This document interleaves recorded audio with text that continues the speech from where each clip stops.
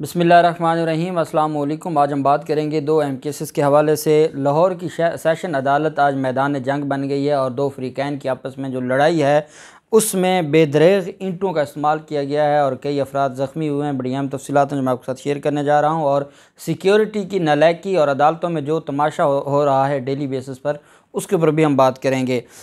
उससे पहले मैं आपको बताता चलूँ कि लाहौर में एक SHO और उसके साथ जो 6 अहलकार थे, पुलिस अहलकार, उन्होंने पुलिस अहलकारों ने और SHO ने मिलकर एक शहरी को हब्से बेजा में रखा हुआ था थाने में, और उस पर DIG ऑपरेशन ने एक्शन लिया और फिर उसी SHO को, जो उस थाने का SHO था, अपने उसके साथियों समेत उसी थाने में उसको बंद करके मुकदमा दर्ज कर दिया। जो उस थाने का SHO था वो थोड़ी देर बाद उसी थाने में वो कैदी था और वो मुलज़िम था और उसके ख़िलाफ़ मुकदमा दर्ज हुआ। हब्से बेजा की पहले मैं आपको तारीफ़ बता दूं। कानून ये कहता है कि कोई अगर किसी को गैर कानूनी तरीके से या गैर कानूनी तौर पर किसी जगह रोक ले, जैसे किसी कमरे में बंद कर दे, किसी ख़ास घर में बंद कर दे, किसी एक जगह पे उसे रख ले और कहे कि वो यहाँ से कहीं नहीं जा सकते, तो इसको कहते हैं हब्से बेजा। किसी को बग़ैर उसकी इंटेंशन के, बग़ैर उसकी कंसेंट या विल के किसी जगह रोके रखना, इसको कहते हैं इलीगल डिटेंशन, डिटेन करना। डिटेंशन कानूनी भी होती है और गैर कानूनी भी होती है। कानूनी तब होती है जब, जैसे हुकूमत ने हाफिज़ साद रिजवी का मामला है, TLP के जो अमीर हैं उनको डिटेन किया हुआ है और उनको डिटेंशन पर रखा हुआ है, उनको नज़रबंद किया हुआ है, और वो क्योंकि हुकूमत ने ऑर्डर्स के ज़रिए किया हुआ है, बज़रिया नोटिफिकेशन किया हुआ है, तो वो हम उसको कहेंगे वो लीगल है। लेकिन जब किसी पुलिस वाले किसी मुलज़िम को गिरफ़्तार करके लाते हैं और कानून ये कहता है कि आपने 24 घंटों के अंदर अंदर, जब जैसे ही आपने गिरफ़्तार करके लाना है थाने में, पहले उसकी एंट्री करनी है और गिरफ़्तारी के जो उसकी गिरफ़्तारी को दर्ज करना है, और उसके बाद अगला स्टेप आपने ये उठाना है कि आपने उस मुलज़िम का जो मामला है या उसको आपने मजिस्ट्रेट के सामने 24 घंटों के अंदर अंदर पेश करना है।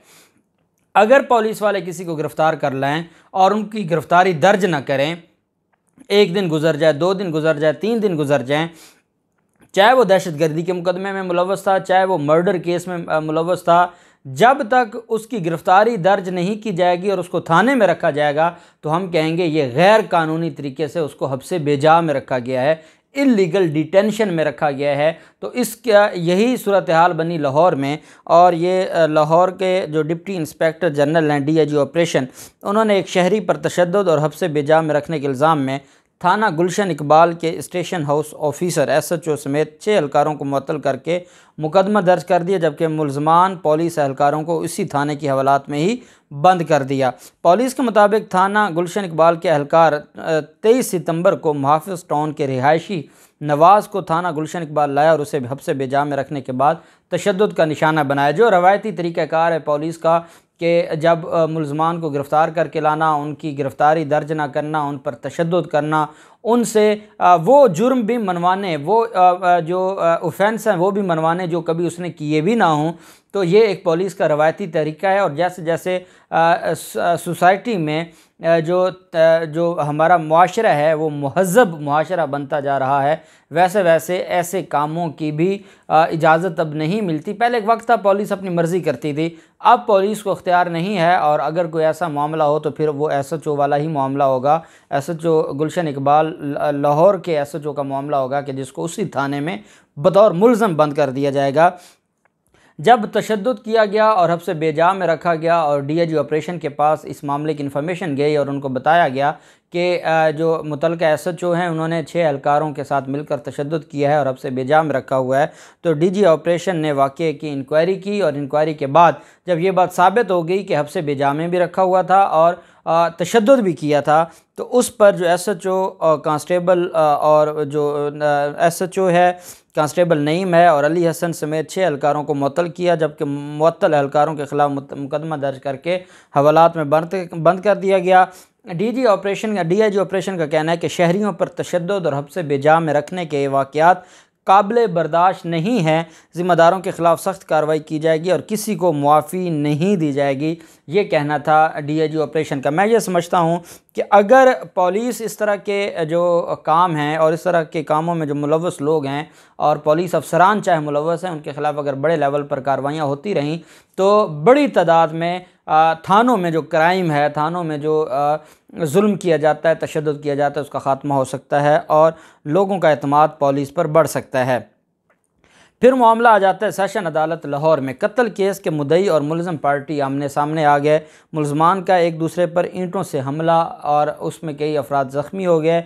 सिक्योरिटी जो अहबाब हैं या सिक्योरिटी एहलकार हैं, उन्होंने 5 मुलज़मान को हिरासत में ले लिया। तफसीलात के मुताबिक मुलज़मान ने एक दूसरे पर ईंटों के वार किए, जिससे अहाता अदालत मैदान जंग बन गया। सेशन कोर्ट सिक्योरिटी पुलिस ने कार्रवाई करते हुए मुलज़मान को गिरफ़्तार कर लिया। ज़ख्मी मुलज़मान को तिब्बी इमदाद के लिए रेस्क्यू टीम फौरी वहाँ पर पहुँची।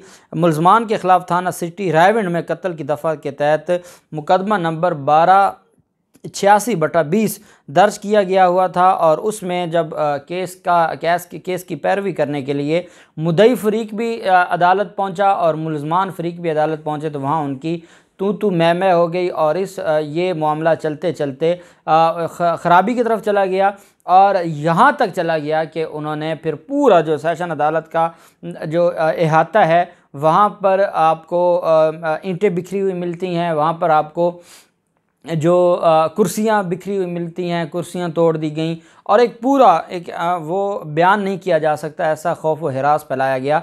ये किसकी ज़िम्मेदारी है? ये आए रोज़ ये ऐसे वाक़यात होते हैं और आए रोज़ ऐसे मामलात होते हैं, ये किसकी ज़िम्मेदारी है और कौन इसको देखेगा और कौन इन सारे मामलात को जो है वो कौन इसका ज़िम्मेदार होगा? सिक्योरिटी की ज़िम्मेदारी आप जानते हैं कि हमेशा पुलिस की होती है और आए दिन लाहौर की सेशन अदालत तो ऐसे लगता है कि जैसे ये अमाजगाह बन चुकी है। जो क्रिमिनल्स हैं, कभी जो असला बुरदार वहाँ पर लोग गिरफ़्तार होते हैं। पिछले दिन मैंने आपको बताया था कि 2 एलीट फोर्स के जाली एहलकार पकड़े गए जिनके पास जदीद असला से लैस थे और वो सेशन जो जजेस का गेट है, क्योंकि सेशन कोर्ट वो अदालत होती है जहाँ पर हीनियस ऑफेंसेस के ट्रायल चल रहे होते हैं।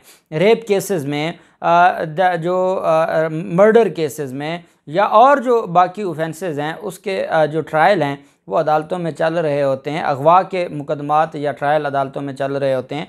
तो सेशन अदालत इस वजह से बड़ी अहम अदालत होती है।